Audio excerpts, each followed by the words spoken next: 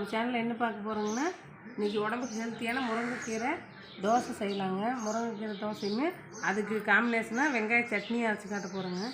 இது ரொம்ப உடம்புக்கு ஹெல்த்தியானதுங்க, ரொம்ப ஹெல்த்தியானதுங்க. வந்து சுகர் பேஷண்ட்டில் இருந்தால் சாப்பாடு சாப்பிடக்கூடாது அப்படின்னு சொல்லும்போது நம்ம வீட்டில் மாவு ஆட்டி வச்சுருந்தோம்னா அந்த மாவே எடுத்துங்க. முருங்கைக்கீரை இதெல்லாம் வணக்கி அரைச்சி ஊற்றி தோசை சுட்டு வாரத்தில் 2 டைம் சாப்பிட்டா கூட போதுங்க. கொஞ்சம் நல்லா உடம்புக்கு ஹெல்த்தியாக இருக்குங்க. வாங்க இது எப்படி செய்கிறோன்னு செஞ்சு காட்டுறோங்க. பாருங்கள், தேவையானது என்னென்னா மாவுங்க வீட்லேயே தோசைக்கு அரைச்சி வச்சுக்கிற மாவே போதுங்க. அதுங்க முருங்கைக்கீரை ஒரு கப் எடுத்து வச்சுக்கிறேங்க. இது தனியாக அரைச்சிக்கலாங்க. இது வெங்காய சட்னிக்கு தேவையானதுங்க. வெங்காயம் ஒரு 6 வெங்காயம் எடுத்து நறுக்கி வச்சுக்கிறேங்க. சின்ன வெங்காயம் தான் போட்டுக்கலாங்க. சின்ன வெங்காயம் இல்லாமல் நான் பெரிய வெங்காயம் போட்டுக்கிறேங்க. ஒரு தக்காளி பழம் 2ங்க, 5 பல் பூண்டுங்க. மிளகாய் வந்து காரத்துக்கு தகுந்த மாதிரிங்க. நாங்கள் காரம் கம்மியாக சாப்பிட்றதுனால நான் ஒரு 5 மிளகாய் எடுத்து வச்சுங்க. நீங்கள் வேணும்னா உடனே கூட காரம் போட்டுக்கலாங்க. சரி வாங்க இது எப்படி செய்யணும்னு செஞ்சு பார்த்துலாம் வாங்க. பாருங்கள், முருங்கைக்கீரையை ஃபஸ்ட்டு வறுத்துக்கலாங்க. அதுக்கு தேவையானது இருந்தால் கொஞ்சம் எண்ணெய் ஊற்றிக்கலாங்க. ஏன்னா பச்சையை ஆட்டி விட்டுனா ஒரு மாதிரி கசக்கிற மாதிரி இருக்குங்க. அதனால் வணக்கி ஊற்றிக்கலாங்க. அப்போ தான் நல்லா டேஸ்ட்டாக இருக்குது. பாருங்கள், கடலைப்பருப்பு உளுந்தம்பருப்பும் கொஞ்சம் 2 ஸ்பூன் போட்டுக்கலாம். அப்போ தான் நல்லா மணமாக இருக்குங்க தோசை. 3 ஸ்பூன் கூட போட்டுக்கலாம். 3 ஸ்பூன் போட்டுக்கிறேங்க நான். 1 ஸ்பூன் சீரகம் போட்டுக்கலாங்க. இதெல்லாம் நல்லா மணமாக இருக்குங்க, உடம்புக்கு கொஞ்சம் ஹெல்த்தியாக இருக்குங்க.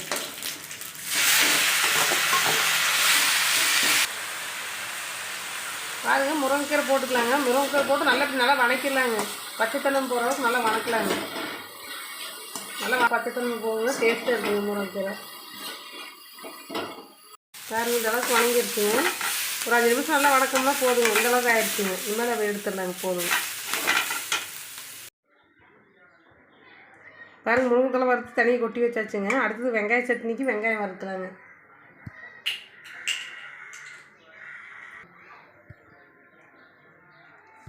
எண்ணெய் ஊற்றி வச்சுங்க, வெங்காயத்தை போட்டுக்கலாங்க.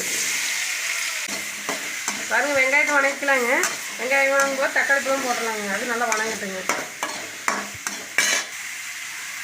அடுத்தது பூண்டு போட்டுக்கலாங்க. பூண்டு நல்லா ஒன்றாவும் போட்டு வணக்கிடலாங்க. பூண்டு, தேங்காய், மிளகாய் எல்லாமே ஒன்றா போட்டு வணக்கிடலாங்க. நல்லா வணங்கட்டுங்க. கொஞ்சம் உப்பு போட்டுக்கலாம். இன்னும் நல்லா வணங்கும். நல்லா வணக்குறதுங்க. நல்லா செவக்கு வணக்கணுங்க. பாருங்கள், கொஞ்சம் நல்லா வணங்கட்டுங்க. வணங்கிடுச்சுங்க. கொஞ்சம் நல்லா வணங்கிட்டு இருக்குதுங்க. இதே டைமில் புளி கொஞ்சம் போட்டுக்கலாங்க.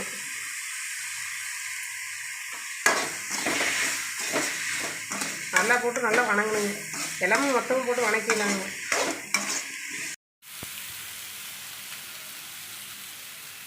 பாருங்கள், இந்த அளவுக்கு நல்லா வணக்கி வச்சுங்க. இந்த அளவுக்கு நல்லா செவக்கு வறுத்துக்கணுங்க. வறுத்தா தான் நல்லா டேஸ்ட்டாக இருக்கும் வெங்காய சட்னி. எந்த மசாலா பொருளும் எதுவுமே தேவையில்லைங்க. இது மட்டும் நான் சொன்னதை மட்டும் போட்டு வறுத்தீங்கன்னா போதும். அவ்வளோதாங்க, ஆஃப் பண்ணிடலாங்க. நல்லா ஆட்டுங்க. அப்புறம் கல்லில் ஆட்டிட்டு வந்துடலாங்க.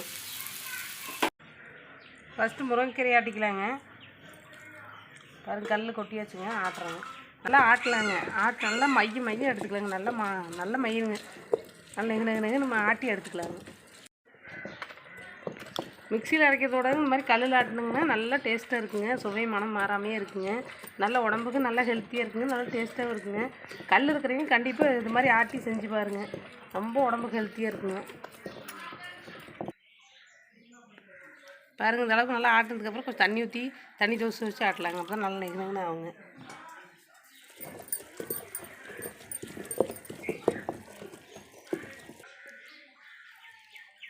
பாருங்கள், இந்த அளவுக்கு ஆட்டி வச்சுங்க. அப்படி கொஞ்சம் தண்ணி விடாமல் கொஞ்சம் இதாகவே எடுத்துக்கலாங்க, சட்னி மாதிரி. அப்போ தான் மாவில் போட்டு கலக்கும்போது கரெக்டாக இருக்குங்க. வளைச்சிக்கலாங்க.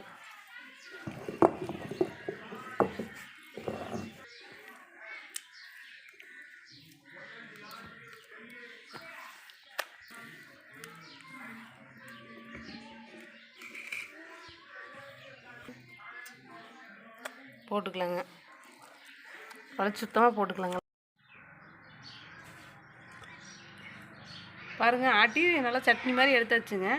அப்புறம் தண்ணி ஊற்றி இது பசையனுக்கிறனால கழுவிக்கலாங்க. பாருங்கள், கழுவுன தண்ணி பசையனுக்கு தனியாக இறச்சி வச்சுக்கிறேங்க. மாவு வந்து கல்லாட்டதுன்னா இதை ஊற்றி கரைச்சிக்கலாங்க. அப்படி கல்லாட்டம் இல்லை கரெக்டாக இருக்குது அப்படின்னா அது தேவையில்லைங்க.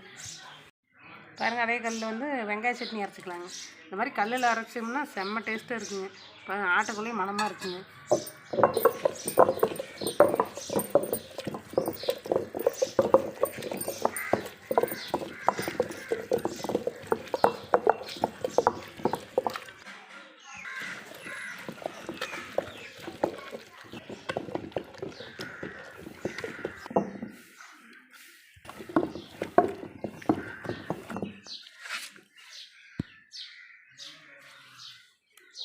பாருங்கள் கல் ஆட்டியாச்சுங்க.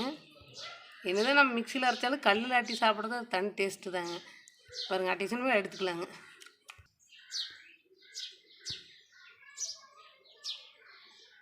வெங்காய சட்னிக்கு வந்து ஒரு தாளிப்பு போட்டுடலாங்க, அப்போ தான் நல்லா இருக்குங்க.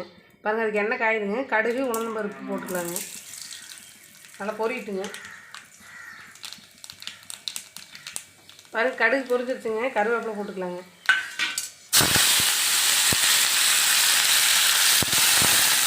பாருங்கள் அவ்வளோதாங்க, பொரிஞ்சிருச்சுங்க. கடுவெல்லாம் நம்ம எடுத்து கொட்டிடலாங்க. பாருங்கள் தாளிச்சு கொட்டிடலாங்க.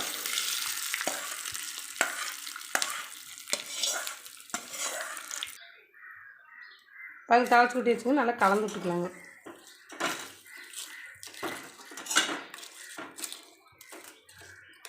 அவ்வளோதாங்க, மூடி வச்சிடலாங்க. இனிமேல் தோசை சொல்லலாங்க.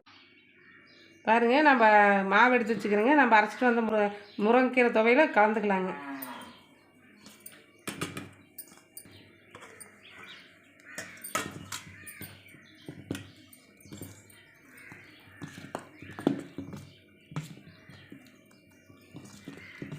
கொஞ்சம் தண்ணி ஊற்றணும். வேணும்னா நம்ம கல் கழுவுன தண்ணியை ஊற்றிக்கலாங்க. இது சரியாக போயிடுச்சுன்னா இதையும் விட்டுறலாங்க.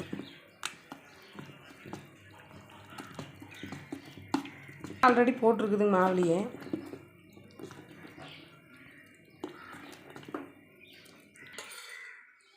பாருங்கள் மாவு கொஞ்சம் கல்லாட்ட இருக்கிற மாதிரி இருக்குதுங்க. நம்ம கல் கழுவிட்டோம்னா அந்த தண்ணியை கொஞ்சம் ஊற்றிக்கலாங்க.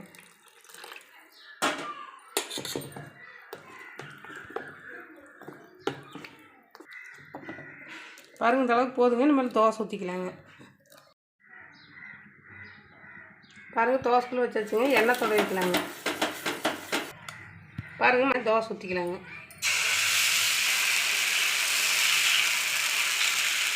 பாருங்கள் சின்ன தோசையை ஊற்றி வச்சுங்க. கல் சின்னதாக இருக்குதுங்க, அதனால் சின்னதாக ஊற்றிக்கலாங்க.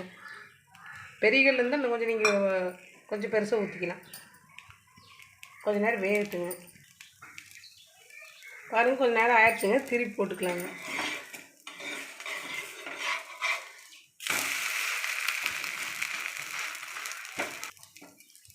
பாருங்கள் வெந்துருச்சுங்க, எடுத்துக்கலாங்க. இன்னொரு தோசை ஊற்றிக்கலாங்க.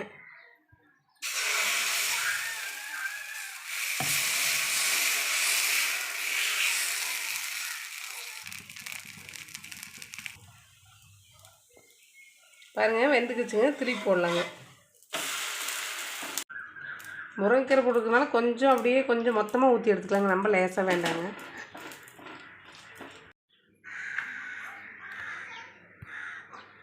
பாருங்கள் சுவையான முருங்கைக்கீரை தோசையும் வெங்காய சட்னி ரெடி ஆகிடுச்சுங்க. கொஞ்சம் சாப்பிட்டு காட்டுறேங்க எப்படி இருக்குதுன்னு டேஸ்ட்டு. பாருங்கள் வெங்காய சட்னிக்கும் முருங்கைக்கீரை தோசைக்கும் எப்படி இருக்குது சாப்பிட்டு காட்டுறேங்க. பாருங்கள் சாப்பிட்டு பார்த்துங்க. செம்ம டேஸ்ட்டாக இருக்குதுங்க. நல்ல ஹெல்த்தியான உணவுங்க. டேஸ்ட்டாகவும் இருக்குதுங்க. நீங்களும் இந்த மாதிரி வீட்டில் செஞ்சு பாருங்கள். செஞ்சு நீங்களும் சாப்பிடுங்க. எல்லாத்துக்கும் கொடுங்க. வீட்டில் இருக்கிறவங்களுக்கும் கொடுங்க. வாரத்துக்கு 2 டைம் இப்படி செஞ்சு சாப்பிடுங்க. ரொம்ப ஹெல்த்திங்க. கீரை சாப்பிட முடியாதவங்க இந்த மாதிரி செஞ்சு சாப்பிடுங்க. உடம்புக்கு நல்லா ஹெல்த்தியாக இருக்குங்க. பாருங்கள் உடம்புக்கு சத்தான முருங்கைக்கீரை தோசை ரெடி ஆகிடுச்சுங்க. நீங்களும் வீட்டில் செஞ்சு பாருங்கள். டேஸ்ட் எப்படி இருந்துச்சு கமெண்டில் சொல்லுங்கள். எங்கள் வீடியோ பிடிச்சிருந்துன்னா லைக் பண்ணுங்கள். மறக்காமல் எங்கள் சேனல் சப்ஸ்கிரைப் பண்ணுங்கள். நன்றிங்க.